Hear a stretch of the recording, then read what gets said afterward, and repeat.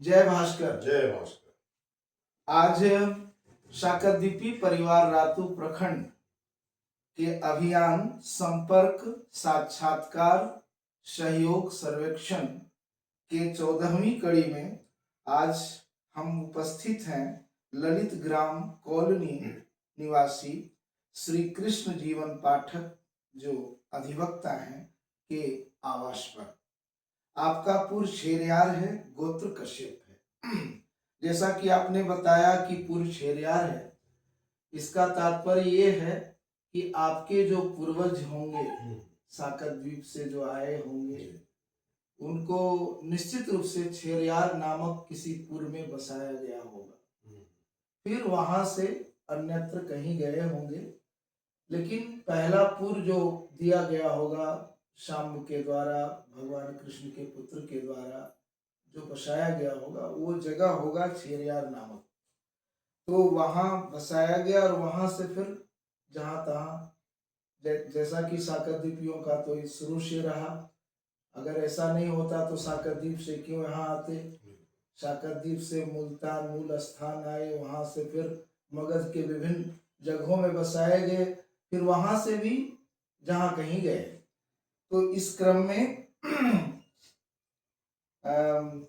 आपके पूर्वजों का भी जाना आना हुआ। अभी आपका मूल जो है निवास, ये तो आपका वर्तमान पता है रांची में, यहाँ ग्राम कॉलोनी में रह रहे हैं, लेकिन मूल आवास कहाँ है? मूल आवास हम लोगों के गुमला जिले के घाघरा प्रखंड के हापामुनी गाँव में। हापामुनी तो बहुत बड़ा शक्ति पीठ भी है। मुझे लगता है वो शक्ति पीठ आप ही लोग के ये में है। जी हाँ, हमें लोग उसके पुजारी भी हैं। वाह। और संजोग ऐसा है कि वहाँ पे जो पूजा पाठ के लिए फिर जो जितने हम लोग परिवार हैं जी, उनके बीच में लगातार जो पूजा होते रहते हैं, तो पारी भी बटा हुआ है। अच्छा। और संजोग है कि अभी मेरा ही पारी चल रहा है वहाँ। वाह। आज मेरी धर्मपत्नी भी गाँव में ही है, अभी वही संभाल रही है। वहाँ के बारे में बताइए कि वो मंदिर का क्या इतिहास है, कब से आपके पूर्वज जुड़े हुए हैं उससे? वो संवत 965 965 से जी आपके ही वंश परंपरा में लोग उनकी पूजा करते हैं। बिल्कुल बिल्कुल। गांव का भी नाम जो हापामुनी पड़ा जी। इसका कारण है कि मुंडारी भाषा में तो चुप को हापा बोला जाता है। इसको चुप रहने को हापा मतलब चुप रहने को हाँ। हापा। तो एक मुनि थे तो वो चुप रहते थे। अच्छा। तो सब मुंडारी लोग उसको हापा मुनि बोलते थे। अच्छा, वो मौन साधना करते मौन थे। साधना करते थे और इसी के नाम पे मेरा गांव भी नाम हो गया हापा मुनि। वही से चलता आ रहा है। और कुछ अपने वंश परंपरा के बारे में कुछ बताएं, कोई महान कोई हुए ऐसा कुछ उनकी कृति आदि के बारे में कुछ अगर आपको पता हो। नहीं, हम लोगों क्या तो सभी रहे लोग और मतलब बताना चाहेंगे कि जो पाठक परिवार हम लोग हापामुनी से हैं, पिताजी का नाम ब्रजमणि पाठक जी। उनके पिताजी ब्रजमणि पाठक, उनके पिताजी जनकराम पाठक जी। तो और वहाँ जो हापामुनी में बताया जो पुजारी वहाँ के थे बरजू राम जी। हाँ जी। तो काफ़ी नागपुरी साहित्य लिखा है उन्होंने जी। और जिसकी पढ़ाई अभी भी आपके सिलेबस में है। सिलेबस में मतलब एमए के नागपुरिया कोर्स में उनके द्वारा जो रचनाएं हैं। क्या नाम था उनका, फिर से हाँ, बताएं? बरजू राम। बरजू राम। हाँ। अच्छा। तो उनका जो साहित्य लिखा हुआ है अभी भी काफ़ी दिनों का है तो वो अभी भी उसकी पढ़ाई चलती है। उनकी रचनाओं का संकलन आप लोग रखे होंगे? हाँ, रखे हुए हैं, बहुत सारा है, अभी होगा तो मैं जी। दिखाऊंगा। तो वो संकलन अगर हमारे शाकरदीपी परिवार के अगर कभी वैसा पुस्तकालय बने तो वो संकलन जरूर संग्रहित करने लायक होगा। बहुत अच्छा। जैसा कि मैं प्रत्येक बंधु के यहाँ जहाँ भी मैं जा रहा हूँ तो अपनी ओर से मैं एक पुस्तक भेंट कर रहा हूँ। ब्राह्मणों के लिए नित्य कर्म में संध्योपासना, गायत्री उपासना। ऐसा माना जाता है कि द्विजों की मूल गायत्री है, गायत्री उपासना, संध्या, संध्योपासना, त्रिकाल नहीं तो एक काल ही सही, जो यज्ञोपवीतधारी हैं संध्या जरूर करें।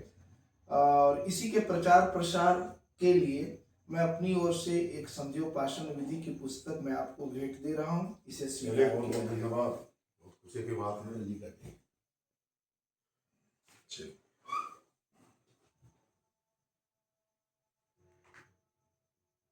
अब ये तो हुआ आपके वंश परंपरा, आपका परिचय, आपका मूल निवास, इन सबों की जानकारी हमें मिली।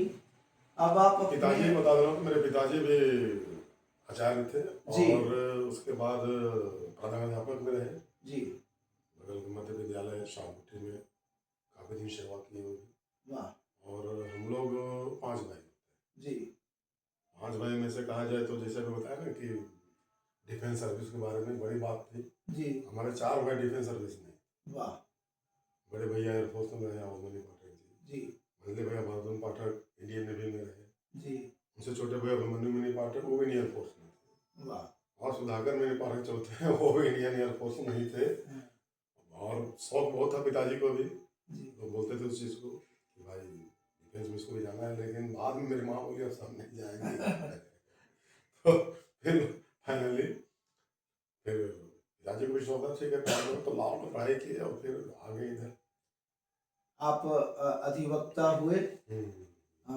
अधिवक्ता भी होना जरूरी था क्योंकि कानूनविद भी होना जरूरी है। जी हाँ।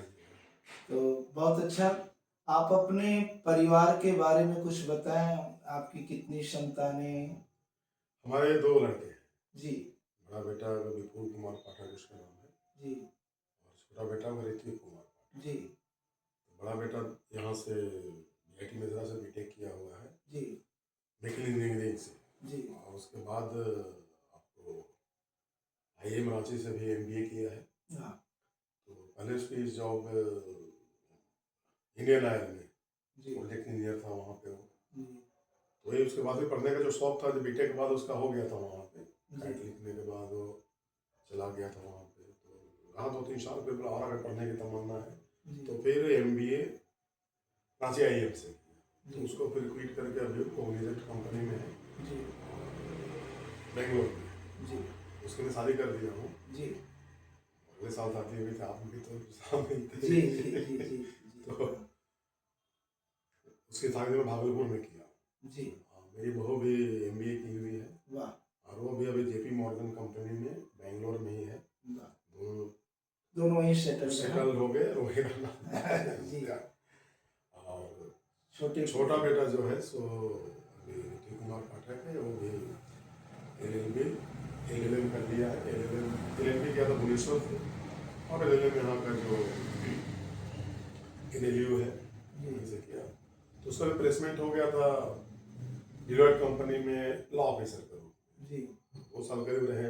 हम्म, फिर मुझे लगा कि मेरे पॉकेट में भी रह रहा है, मेरा भी काम हो जाता था, जी और एक बेटा घर में मेरा, दोनों काम हो जाएगा। जी तो उसको हाईकोर्ट ज्वाइन करवा दिए हैं। वाह उससे क्या हो रहा है कि थोड़ा हमको भी काम में आराम हो रहा है, और एक बेटा साथ में रहेगा तो अच्छा भी लग रहा है। बहुत अच्छा। अच्छा है कि अगर कोई बढ़िया लड़की मिल जाए उस जॉब पे, तो उसकी शादी करनी है। अच्छा, उनका अभी विवाह नहीं हुआ? उनकी विवाह नहीं वो विवाह योग्य हैं, बिल्कुल। एक उम्मीदवार हैं। एक बहुत अच्छी बात है। ये जय भास्कर चैनल से जितने भी मगबंधु देख रहे हैं, वो लोग भी अवगत हो जाएंगे जी इस बात से। जी हाँ।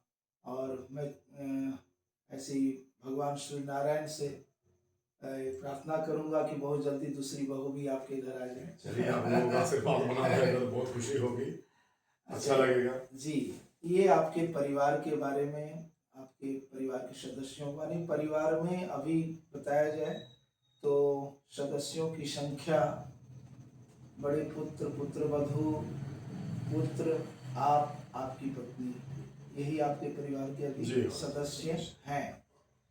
और अब कुछ संगठनात्मक बात बिल्कुल होनी चाहिए।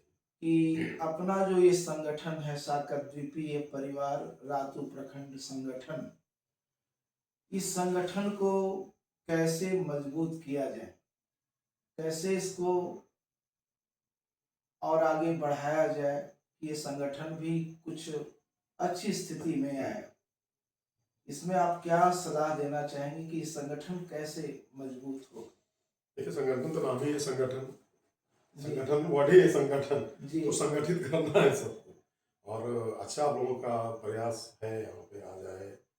मुझे लगता है कि रातू प्रखंड के जो आपके मग बंधु हैं, जी जो हम लोगों का है परिचय, तो मैं एक बार गया हूँ, उसमें अटेंड किया हूँ। जी आपको मृत्युंजय पाठक जी जी बड़ा अच्छा वह करते थे, आना जाना हुआ है। और वो मंदिर में भी लगता है कुछ कार्यक्रम हुआ हाँ था, सूर्य सप्तमी का नहीं का जी उसका भी कार्यक्रम मिले जुले थे हम लोग, जी तो अच्छा लगा था। और फिर कुछ दिन बाद से फिर थोड़ा नहीं जा पाया हूँ, जी लेकिन फिर आप लोग जी आए तो फिर मन में उत्साह हो गया है कि भाई फिर कुछ अच्छा होगा। जी तो मेरे विचार से संगठन तो चले रहा है, इसको और भी जो लोग संगठित नहीं अगल बगल से, जी उनको भी खोज करके जाना है हम लोगों को। और जैसा समय आ रहा है आज के परिवेश या जो समय चल रहा है उसके हिसाब से सभी जाति धर्म सब पे संगठन है। हम साधुकी ब्राह्मणों का भी होना बहुत ही जरूरी है। बहुत जरूरी है आजकल जो सरकार की भी जो नीति निर्धारण चल रहा है, जी उस हिसाब से लोग संगठित नहीं रहेंगे तो हम लोग टूट जाएंगे, बिल्कुल और उसका खामियाजा फिर सबको भोगना पड़ेगा। आगे तो की पीढ़ी को भी भोगना भोगना पड़ेगा पड़ेगा, इसलिए हम लोग अगर एक रहेंगे तो हम लोग बहुत कुछ कर सकते हैं। आज तक हम लोग कोई विधायक नहीं, जी बहुत बड़ा विडम्बना है। बहुत बड़ी सबको वोट देते हैं हम लोग सब है, लेकिन ब्राह्मण और दूसरे कास्ट में है लोग, जैसे जी आपके कानपुर वगैरह में है, जी लेकिन सागदीपी से तो हमको नहीं लगा कोई विधायक सांसद कोई है। तो हम लोग ऐसा कुछ प्रयास करें, अपना काम करें, बैठक में कुछ लाइव भी बने हम लोग कि उस तक तक पहुंच जाए, हम लोग संगठित होकर के बताएं कि हम लोग भी एकजुटता है जी और काम होना चाहिए। और दूसरी चीज देखें हैं तो और भी जो संगठन दो बड़ा बड़ा चल रहा है, महासभा महासंघ, जी तो वहाँ भी अटेंड करने का मौका मिला है।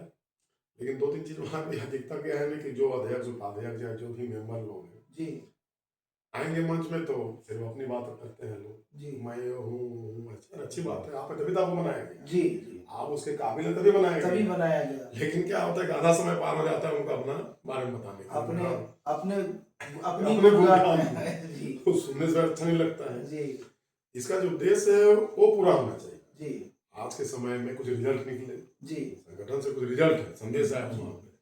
जैसे क्या है कि शादी विवाह हो रहा है, जी बहुत सारे आज के भी बहुत ब्राह्मणों में गरीब बच्चियां भी हैं, जी जो लड़के हैं या जिनकी आर्थिक स्थिति सही नहीं है, हम्म आजकल नौकरी मिल कहाँ रहा है। जी रिजर्वेशन में हालत खराब है, कहीं भी जाइए ना बड़ा मुश्किल, जो कर लिया हम लोग को जो लग के है सरकारी नौकरी मिल रहा है जो भी कंपनी में। लेकिन जो गरीब घर जो पूजा पाठ से चलते हैं जी उनकी शादी ब्याह करनी है, तो कम से कम एक आध विद्यालय ऐसा बने कि शाखा में समाज जोड़ करके शादी कर दिया उनको, जी एक ये पहल होनी चाहिए। जी दूसरी चीज और है कि कुछ गरीब बच्चे हैं उनको पढ़ाई लिखाई के लिए जैसे सरकार गोद ले लेती है, जी हमने हम पढ़ाएंगे चलिए, जी हमारे समाज में आर्थिक स्थिति वाला लोग कम नहीं है, जी मन होनी चाहिए। जी और आर्थिक स्थिति है चलो ठीक है, अपने घर नहीं कर पा रहे तो संगठन से ही हो जाए जी और उसको करके आगे बढ़ाया जाए, जी और उनको पूरा आगे तक मंजिल तक पहुंचाना चाहिए।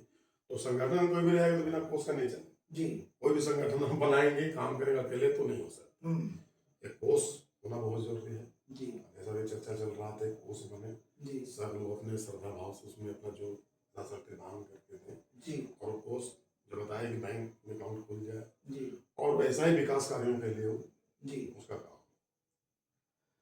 जी ये संगठनात्मक बहुत अच्छे सुझाव आपके आए और हम लोग इस पर ध्यान रखेंगे और इस तरह के ही विचार और भी कई बंधुओं ने दिया है और हम लोग भी यही चाह रहे हैं कि अपना अकाउंट खुले, जो भी राशि सहयोग राशि आ रही वहाँ जमा हो और उसके बाद मगबंधुओं के कल्याण के लिए कुछ योजनाएं चलाई जाए, जो गरीब हैं जो असमर्थ हैं उनको भी ऊपर उठाने का प्रयास किया जाए। तो सहयोग तो कई तरह के होते हैं, तन मन धन। एक जगह में साक्षात्कार ले रहा था तो कोई बंधु बोले कि मैं तन मन धन से तैयार हूँ। तो सचमुच में चाहिए भी, अगर संगठन को हमको आगे बढ़ाना है तो तन मन धन से हमको सहयोग करना ही पड़ेगा। बहुत से बंधुओं ने कुछ धनराशि भी सहयोग किया है, कुछ ऐसे भी हैं जो कि उतने समर्थ नहीं हैं तो उन्होंने समयदान भी ऐसा भी बड़ी हुआ बात है। है, संविधान में बहुत बड़ा चीज है। तो और कुछ ऐसे हैं जो कि और कुछ नहीं तो यज्ञोपवीत ही बनाना जानते हैं, तो हम लोग उनके लिए ये भी कहें कि भाई आप ऐसा कीजिए कि यज्ञोपवीत ही बना के रख दीजिए, वहीं से हम लोग कार्यालय से लेंगे, हम्म। तो उनको आर्थिक सहायता कुछ हो जाएगी। तो इस तरह का आप कुछ ऐसा कुछ सहयोग क्या सोचते हैं इस संगठन के लिए, कुछ अगर सोचते हैं तो आप बताएं इस तरह का। नहीं नहीं, हम लोग एकदम बिल्कुल जैसे बताए हैं कि भाई तन मन धन से तो हम लोग भी हैं, और जो भी बन पाएगा या जो क्या आप लोगों का कैटरे चल रहा है, क्या कर रहे हैं, वो कुछ बताइएगा मुझे, तो मैं भी उसको करूँगा। स्वेच्छा से ही है, किन्हीं पर कोई दबाव बिल्कुल। नहीं है, जो भी जैसे हैं वो अपना जो भी नहीं राशि बिल्कुल बिल्कुल, वो अपना नहीं स्वेच्छा से मैं भी हाँ, राशि को कर दूंगा, जी बिल्कुल कोई दिक्कत नहीं, आप बिल्कुल बताएंगे। जी तो मैं खुद ही कर रहा हूँ कि वो सुना बहुत जरूरी है, जी और वो सब करूँगा बिल्कुल। एक समाज के कल्याण के लिए काम अपना तो हो ही रहा है, जी समाज का कल्याण हो जाए तो बहुत खुशी होगा। जी। और अंत में आप कुछ संदेश देना चाहेंगे बाकी मग बंधुओं के लिए जिनके पास अभी हम लोग नहीं पहुंचे हैं या पहुंचे हैं, जिनका साक्षात्कार ले लिया जा चुका है और जिनका अब आगे लेना है और इस चैनल को देख रहे हैं, जय भास्कर चैनल के हाँ। वीडियो को, आप अपने तरफ से कुछ संदेश देना चाहें तो। नहीं बिल्कुल, यही मेरा संदेश रहेगा कि सभी बंधु एक मंच में आए, साथ रहें, और सबकी सहभागिता बनी रहे, और सबका विकास सबके साथ होना जो है, सब आए बंधु लोग और आगे चले, और जो होता है ना एक नींद में एक निकालना बनाना निकालना, उन सबसे ऊपर उठ करके जी एकदम बिल्कुल मन की शुद्धता के साथ आइए और मिलिए। अगर कुछ कमी कहीं लग रहा है तो भी उसको भूल करके हाँ आप एकदम एकजुट बन के चलिए। हाँ, कोई पूर्ण तो हो नहीं सकता है, कमी तो कहीं कहीं रहती ही रहेगी है। ही, तो उसको भूल करके हम लोग एकजुट रहे, हम लोग आगे चले इसको। तो आपके यहाँ आए, बहुत अच्छा लगा मिलकर, मुझे और भी अच्छा लगा। हाँ, और ऐसे ही हम लोग अन्य मत बंधुओं तक भी जाएंगे। बिल्कुल बिल्कुल। ये आपकी 14वीं कड़ी होगी अच्छा। और कल अपलोड हो जाएगा, इसे आप जरूर अपने स्टेटस में लगाएंगे और अधिक से अधिक लोगों तक शेयर करेंगे, और जो भी लोग इस चैनल को देख रहे हैं वो भी इसको लाइक करें, सब्सक्राइब करें, अधिक से अधिक लोगों तक इसको पहुंचाएं। धन्यवाद।